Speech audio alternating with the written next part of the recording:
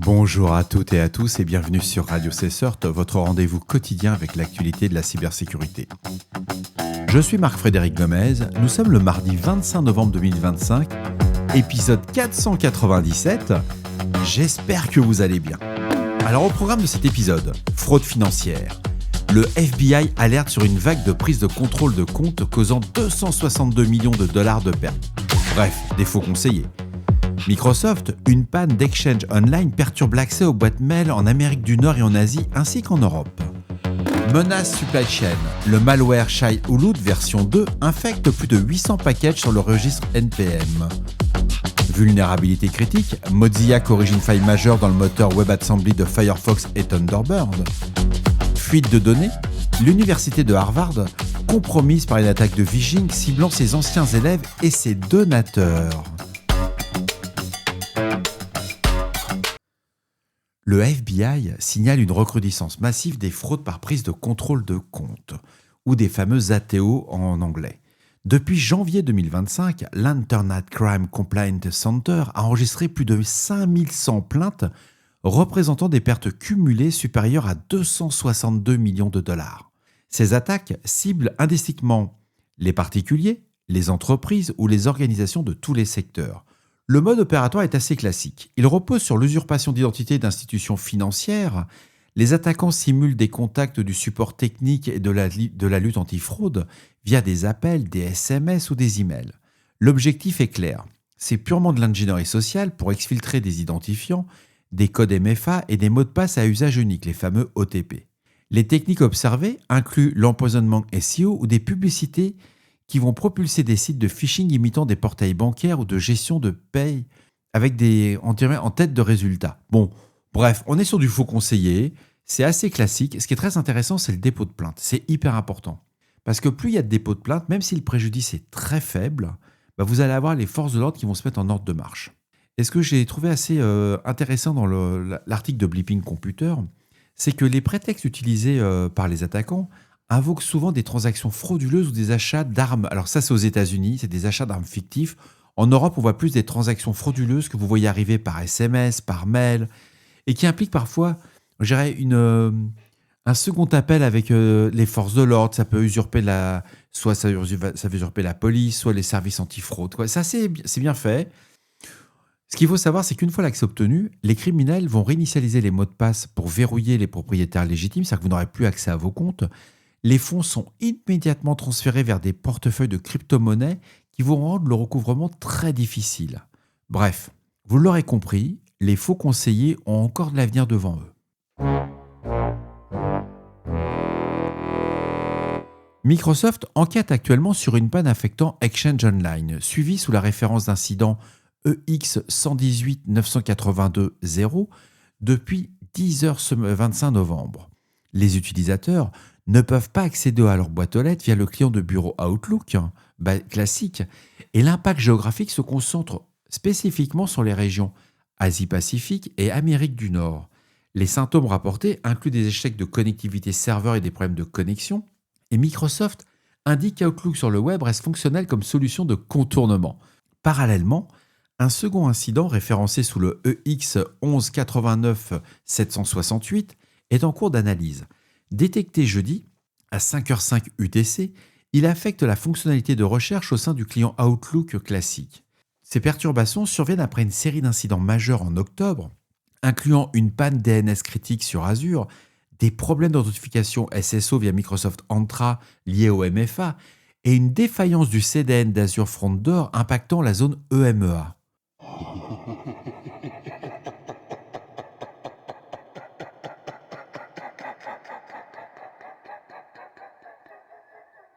Une campagne d'attaque sophistiquée de la chaîne d'approvisionnement NPM, baptisée Shai-Hulud, The Second Coming, a été identifiée. Plus de 800 packages ont été compromis via le détournement de 350 comptes de mainteneurs. Les bibliothèques affectées incluent les SDK officiels de Zapier, ENS Domain, PostHog et Postman, cumulant des millions de téléchargements. La chaîne d'infection débute par un script de préinstall téléchargeant silencieusement le runtime Boon pour exécuter une charge utile offusquée de plus de 10 mégas.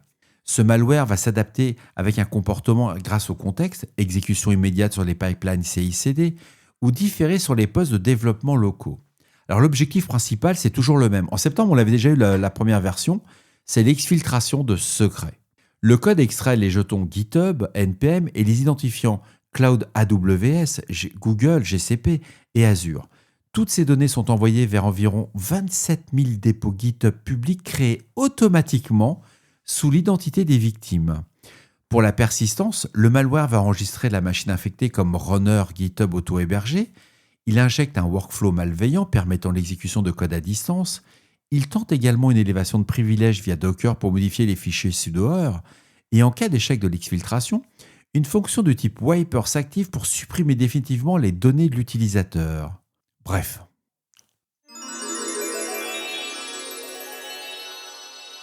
La firme de sécurité AISLE a révélé l'existence de la CVE 2025-13016, une vulnérabilité critique affectant le navigateur Firefox. Présente depuis avril 2025, cette faille a été exposée potentiellement 180 millions d'utilisateurs pendant 6 mois. La vulnérabilité est un dépassement de tampon de pile à ce qu'on appelle un stack buffer overflow, situé dans le mécanisme de garbage collection du moteur WebAssembly. L'origine est une erreur d'arithmétique de pointeur provoquant la copie d'un volume de données double par rapport à la consigne, et ce depuis un emplacement mémoire incorrect contenant des données administratives. Cette corruption mémoire va permettre l'exécution de code arbitraire.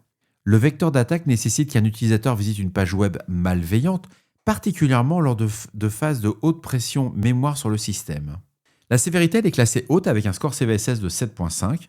Les versions impactées couvrent Firefox 143 jusqu'au début de la version 145, ainsi que les versions ESR antérieures à la 140.5 sur Windows, macOS, Linux et Android. Mozilla a publié le 11 novembre 2025 dans les versions Firefox 145 et ESR 140.5.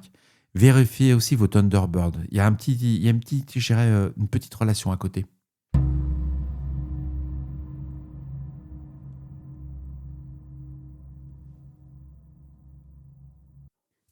On en avait parlé en septembre et on apprend que l'université de Harvard a confirmé une intrusion dans ses systèmes dans son département Alumni Affairs and Development. L'incident a été découvert le 18 novembre 2025. C'est bizarre parce qu'en septembre, ils en avaient déjà parlé. Donc, ils ont refait une déclaration le 18 novembre qui va reposer sur une attaque par phishing ou hameçonnage téléphonique ayant permis à un tiers non autorisé d'accéder au réseau. Bon, jusque-là, c'est de la déclaration. On est dans de la conformité. Par contre, on va parler de l'incident en tant que tel. Les données exposées concernent les anciens élèves, leurs conjoints, ça c'est la nouveauté, les donateurs, c'est la deuxième nouveauté, les parents d'élèves, la troisième nouveauté, ainsi que des étudiants ou des membres du personnel actuel. On le savait déjà, cette partie-là. Les informations compromises incluent les emails, les numéros de téléphone, les adresses physiques, les données biographiques, l'historique de présence aux événements et les détails des donations. Et là, c'est là que ça devient plus tendu.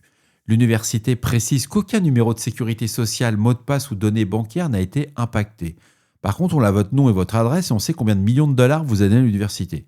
Les notifications de violation ont été envoyées le 22 novembre après révocation des accès malveillants. Donc, on a un incident qui se déclare au mois de septembre. On arrive au 22 novembre, donc il y a même septembre, octobre, novembre. C'est à ce moment-là qu'on envoie les notifications officielles. Parce que là, ça a touché des gros donateurs. Quand on voit la liste des donateurs de Harvard, c'est pas monsieur et madame Michu. Et cet événement, il se revient après qu'un incident distinct à la mi-octobre où le groupe de ransomware Clop avait revendiqué le vol de 1,3 teraoctets de données via l'exploitation d'une vulnérabilité dans Oracle e-Business Suite. C'est bizarre, hein, les coïncidences. Hein. Bienveillance. J'ai dit bienveillance. Et voilà, cet épisode se termine au pas de course. J'espère qu'il vous apportera des informations claires et utiles. N'hésitez pas à me faire vos retours sur le répondeur de Radio Cessort au 07 68 72 20 09, 07 68 72 20 09, et pour les plus timides, par email sur radiocessort@gmail.com. D'ici là, on ne réfléchit pas, on patch. On se retrouve demain pour un nouvel épisode. Je vous embrasse très fort. Je serai au Cybercampus. Si vous voulez qu'on aille boire un café ensemble, n'hésitez pas. Venez me voir, ne soyez pas timide. Je mords pas, c'est promis. Au revoir.